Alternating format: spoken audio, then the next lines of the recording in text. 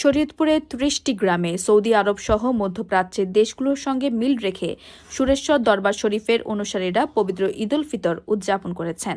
জেলার এসব গ্রামে প্রায় ২০,০০০ ভক্ত ও ধর্মপ্রাণ মুসল্লি আনন্দ ঘন এই ঈদ উদযাপনে অংশ নিয়েছেন।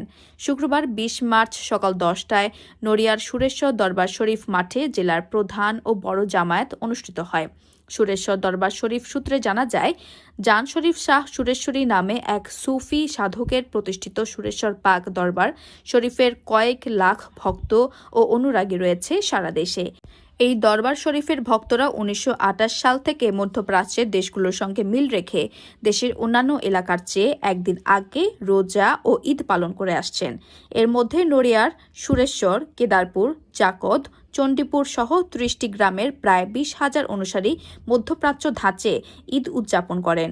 এবছর ঈদ উদযাপন ও ঐতিহ্য রক্ষার ধারাবাহিকতায় শান্তিপূর্ণ ও আনন্দঘন পরিবেশে সম্পন্ন হয়েছে।